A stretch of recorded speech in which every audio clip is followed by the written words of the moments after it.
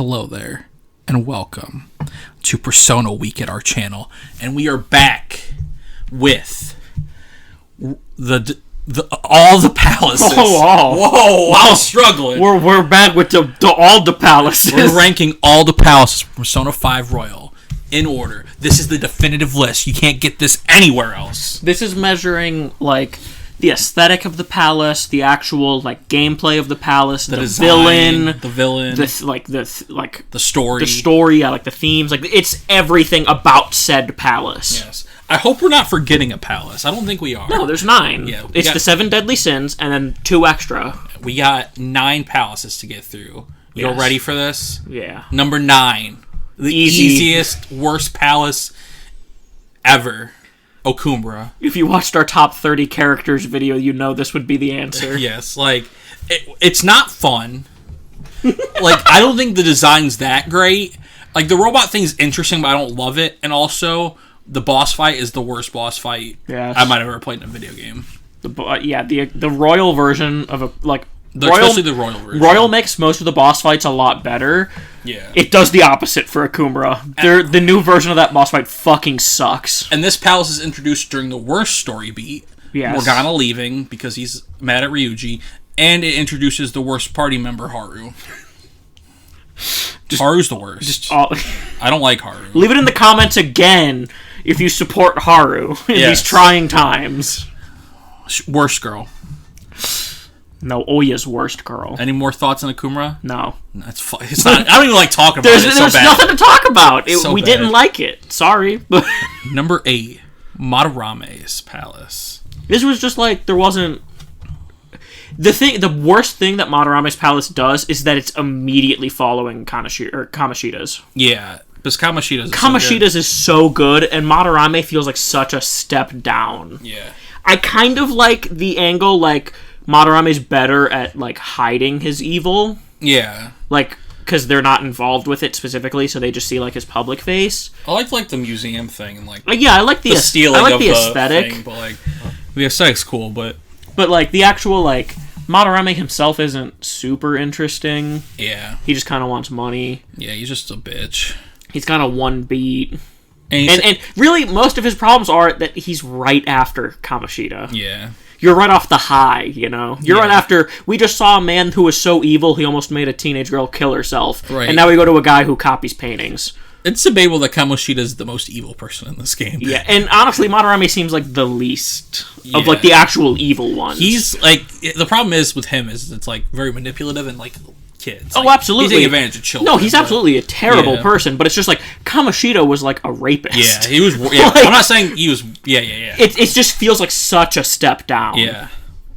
Yeah, it speaks more to Kamoshida's strength than Madarame's weakness, but yeah, it's just not like super memorable. There's fun stuff in it, but it's just not. I like Yusuke's stuff in it. Yeah, the Yusuke story is the most interesting part of it all.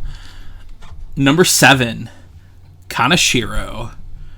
Also probably suffers the same problem. Too close after Kamoshida. Yeah, he's very similar to Madarame. And the bank aesthetic's just boring. I'm not a big fan of the bank aesthetic. My thing is it has my favorite like of like the you're just wandering around theme. Yeah. Like not in the fights when you're just like jumping around. Mm-hmm. That's probably my favorite theme. It's called Greed. Yeah, okay. Which is like funny, the song? Yeah. Which is funny because this is the Gluttony Palace, but yeah. I like that a lot, and obviously Makoto's introduced here. Yeah, that's the best part about this palace. Introducing Makoto. But more of that Makoto bias. The boss fight's not bad either. Yeah, especially in Royal. I like the Royal boss fight a lot, actually. Yeah. The base game boss fight's kind of bland, but I like the Royal one. It's also very funny. He just looks like Kim Jong. The Shadow one is literally just like Kim Jong. Yeah. Number 6, Mementos. The depths of Mementos. I really like the point of this palace. Like the Morgana stuff, right? I mean more of like the theme, like how this is sloth because it's society's palace, and like they just don't want to change. Yeah, they're just lazy. They don't want to do anything. Mm-hmm. I like that idea a lot. Yeah, Mementos is fun to explore in the beginning, but like it wears out really quick. Well, and also this is specifically the depths. Yeah, the depths. The actual palace part. I always remember rushing through it every time I play it. I rush through it, and also, like, there's not really a villain of the palace. Yeah. That's why this one's a lot lower. Yeah. Like, there's not really a villain of it. And I love the Morgana stuff. Yeah, the Morgana stuff's the best part. And like how the other shadow people like pop up down there too. Yeah, and like once you get there, and then like when you get into the Velvet Room, but all the stuff in between is just like it's okay. Yeah, and the puzzles like kind of annoying. Yeah, I mean they're easy. They're easy, but like they're tedious. They're tedious. Yeah, not bad at all. Yeah, not bad. From here on, they're all good. Yeah, the next 5 palaces we adore. Yeah, the next 5 are like we had a hard time ranking them. Yeah. Number 5, Sai. One of my favorite aesthetics too. I love the casino vibe. I love how bright it is. Yeah, the colors, the vibe. I love her Shadow Sai is fucking awesome. Shadow Sai is Lady Damascus. Yes, or however you pronounce it. Or Lana Del Rey, if you know that. I don't. It's a thing. Okay. Not a thing. It's not important. It's a singer. Gives that energy. I like all the Akechi stuff in this palace. Yeah, the Akechi. Yeah. Him outwitting even the palace. Mm-hmm. Showing how good he is and just how fucking smart he is. Right. I like her boss fight too, like just because of like what it means for Makoto. Yeah. Like seeing like the monster that like Sai has underneath, like that's the one with the giant roulette wheel, right? Yeah. And like she has like the weird like killer robot form. Yeah. Like the machine gun and shit, like yeah. I don't even remember did Royal change anything about that fight? I don't think so. Not that I remember. That might have been like one of the only ones that didn't really change. Oh, didn't they all get like a new part though? Like yeah, because most of them in the base game you went through like one of the parts like for multiple times in a row. Yeah, I don't remember the new part. I don't remember the new one of hers. Like, did we ever see Shadow Makoto or like her cognitive Makoto? I should say we might have. I think I don't remember because I remember that was what I wanted in the base game. I couldn't remember if we saw her. Yeah, we should have looked it up. We didn't think about it. Yeah. Well, that's why it's 5 and not 4, 3, 2, or 1. Yeah, that's fair. Yeah. It's a fun palace. I enjoy it. Good palace. Yeah. The catchy stuff's great. I like the little Coliseum scene. Yeah, like the gambling stuff. It's fun. Yeah, I like it's the gambling. Yeah. Number 4, Futaba's Palace. Futaba's Palace is great. Yeah, I love the pyramid stuff and the story. It's like seeing her like trauma through like this is also each area. The first palace in the game where the palace you're going into is not a villain. Yeah, which I like. It's a nice twist on the formula. I mean, really, Futaba, Sai, and one of the higher ups on the list are ones that they're not really villains. They're just misguided. And Futaba's not even misguided. Futaba's just broken. Yeah. So hers is the most like Sai and the other one are like they're like misguided. This one is like she's fucked up. Yeah. Like, and she has such a sad backstory you explore through it. Like, yeah, you feel bad for her and her mom and everything that happened. And I like that the boss fight isn't a shadow. It's just it's a cognitive being. And it's a more of a bridge into Sojiro's life too. Like, their whole family it works so well to dynamic. develop a lot. Yeah, it's the best story. One of the best story palaces easily in the game. Yeah. And yeah, Futaba. Great. Number 3, Kamoshida. His palace is great. The castle. Yeah, I love the aesthetic. It's the first one. You meet Ryuji, Morgana. You meet Ryuji, Morgana, and An. You get 3 party members in that palace. You get the fam squad. It feels like you're the most involved with the villain in that one. Yeah, because he's at your school. Yeah. So, like, you interact with, like, the real version of him so much more than any of the other villains. I think that's the key to all the top 3, really. They're a lot personal. Yeah. To Joker. Yeah. And, like, Kamoshida, like... We also get to see, like, the most results of his evil. Yeah. Like, after the Shiho scene, like, I love how they're all, like, they don't want to do it. Like, I guess Ryuji and Joker, because An wasn't with them yet. But, like, they didn't want to do it. And then Shiho jumps off the building and Ryuji's like, I don't care if he dies now. Yeah, there's so much. It's also at the beginning too because he's like so bad, and you're like Ryu said with the Ryu, you think you don't care if he dies. Like they're just learning their power now. And it's like it don't matter at this point. Like you just gotta go. He's so evil that they didn't care if they might have killed him. Yeah, and that's just he's such a bad, and you feel like he's gonna get away with it for most of the palace too. Because it's the beginning. Yeah, I see a timeline where like. Fuck, we might not be in school for very long, and the game just continues for all of this time. Like, yeah, because it's before because this is the first time you're introduced to Change of Heart and everything. So this one is also the most like stressful palace. Because it's like fuck, is he gonna just, like, get away with this shit? And you're, like, learning the game, and you're just like, it's just perfect. Yeah. He's very threatening, and you fucking hate him. Yeah, he's so hateable. And just, like, his form he turns to in the boss fight, you just want to fucking so kill me even more. gross. It's like the fucking shadow on, I'm like, oh, I hate you. Oh, and then Royal with the Shadow Shiho in there, too. Yeah, that one hurt. And Shadow Mishima. Oh, yeah. I like how Mishima's not any different in his cognitive, like, perception. Yeah. Like, it's just normal Mishima. But yeah, when Shiho comes up, it's like, oh. Yeah. I gotta target her now. Shit, I don't like Fuck. this.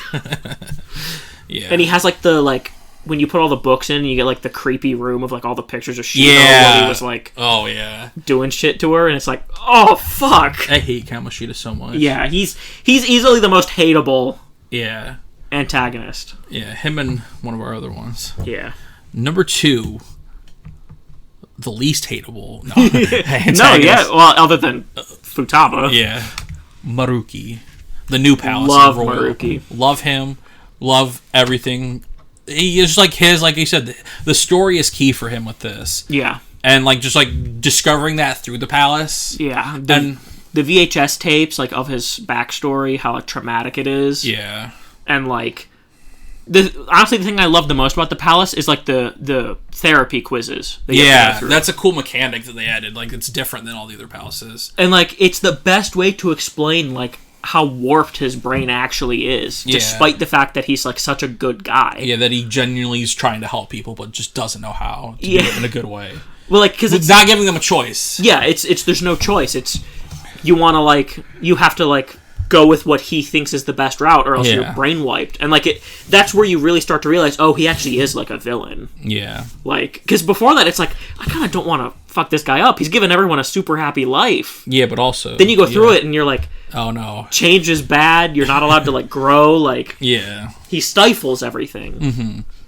You'll be happy, but like nothing will be better. But nothing will change. Yeah, everyone will stagnate. Yeah, which is the whole point of that ending.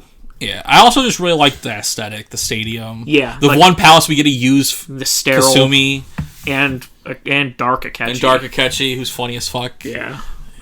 Yeah, I love and the boss fight. I love the boss fight. I love that he has a specific like argument that he makes to every character. Yeah. And I love that it's like him just like pleading with you, like you can be he's happy. trying so hard, yeah. Why are you fighting? Like, because from his point of view, he's only doing something good. Yeah, from his point of view, the Jedi are evil. he brings up like really like fucked up things whenever he's like talking to them. Like he brings up like their faults and stuff. Yeah. And just further going to show how great Akechi is. Like everyone reacts like, no, I'm not that person anymore. I'm growing beyond that. I have to deal with this pain and that sort of stuff. And Akechi's just, shut the hell up, you righteous asshole. Like, he's just so mean. Yeah, and I also just love the boss, just like, back to the boss fight, like, every time you feel it's about to end, no, it's so good. And furthering the Akechi thing also, Akechi knows he's gonna die after this. Yeah, he knows he's gonna die. Yeah. It's so fucking good. Yeah, and I love... even after the boss fight, when you get into, like, the fist fight with him, too. Yeah. Oh. So good. So great. Number 1. Shito. The only person comparable to being as big of an ass as Kamoshida. Yeah. These two, in my opinion, are pretty close to being tied, Maruki and Shito. Mm-hmm. The edge I give to Shito's is I absolutely love the change that Royal made to the boss fight. I love the 1v1, and I love the Akechi fight. Yeah. Since we're judging... Akechi fights in the palace, yeah. Yeah, since we're judging the palaces as a whole. Yeah. If we were just judging, like, boss fight, it would be Maruki, hands down. Yeah. But this has, like, the Akechi, I love the 1v1 with Shito, and it's so personal. I really liked, like, the thing on the ship where you're, like, finding people and, like, trying to, like, convince people to, like, let you through the next level and all the fun stuff, sneaking into the hotel room, trying to get it's all fun stuff. And yeah, Shito it's like, this is like super personal. Yeah, it's the most personal. Most personal to Joker. Like, these top 3 are all very personal to Joker, which is... Honestly, top 4 if you count Futaba too. Yeah, like all that's what makes these top 5 stand out from the bottom 4. They're so much more personal. They're so much more connected. Yeah, and just Shito the ship. Shito the asshole. We get the Ryuji fake out. I don't like the fake out. I'm glad they didn't wait a day though. Yeah. Like if it would have been like that's fine, but if they would have like waited till the next day for Ryuji to come back, I would have been mad. Yeah, that would have been no bueno. I do like that scene though. Yeah, it's like him like reclaiming his running skill. Yeah. It's like, I'm a track star now. Yeah. I did it. Because in Kamoshida's palace, he falls while he's running when they're on their escape. Yeah. Finally redeems himself, my boy. The boy. Yeah, Shito's palace, really good. Him and Maruki. Are the top two. Best story-wise, best design-wise, just was fun. Most personal. Personal, yeah. But in the opposite degree, like, Shito is Joker's, like, enemy. He's the reason the Joker's even met any of these people to begin with and just got fucked in the situation. But it's like, you go into that and you want to fuck up Shito. Yeah. Maruki, you go in and you're like, I don't want to fight you. And that's the interesting thing, too, with, like, the counterbalance Maruki. It's like, fuck, I'm losing my words. But, like, he, like, after everything with Shito, like, Maruki's, like, ideas aren't, like, terribly not appealing. Yeah. Besides the, not having free will the part. Non-compliance part, yeah. Well, it's also, Shito also fucked over Maruki. Yeah. Like, Shito's the reason why pretty much all of these villains exist. Yeah. I think everyone except for Kamoshida and Madarame are connected to him. Yeah. In some way. Shito's just like the root of it all. Fucking Shito, I hate him. Yeah. Fucking him and Kamoshida, scum of the earth. Absolute scum. Yeah. Well, I hope you guys enjoyed our all palaces from Persona 5 Royal Ranked video. Yeah. Yeah. Tell us what do you want us to rank from Persona next. Should we rank the scrambled palaces? Yeah. Should we rank the scrambled characters? Best new characters. I think. Well, yeah. We'll get to that. Content later. Coming soon. Should we play Persona 4? I mean, we should. Yeah, we will. We will. Like, that's not a question. When we get trophies for it. And or own a Vita. More of should we make videos? Oh, fuck yeah. Tell us what you think, yeah. Defend Haru. Don't defend Haru. Defend Haru. Leave a comment. Makoto Queen. Maruki King. Yes. Also, Maruki's got a tight ass. Remember that in the boss fight? He's got, like, the thong? Yeah. Should have mentioned more of the designs. Maruki's shit. little thong. I almost convinced myself Maruki was number 1 after this video. Yeah. They're both 1 and 2. But the thing is we're judging the whole. Yeah. Well, and the Akechi fight is just. Yeah. And that he's Akechi's dad. Leave your rankings in the comments below. Hit that subscribe button. Hit that bell. Just tell us what more Persona videos you want us to make. And until next time. You pointed at me and I didn't have anything planned. I didn't have anything planned either.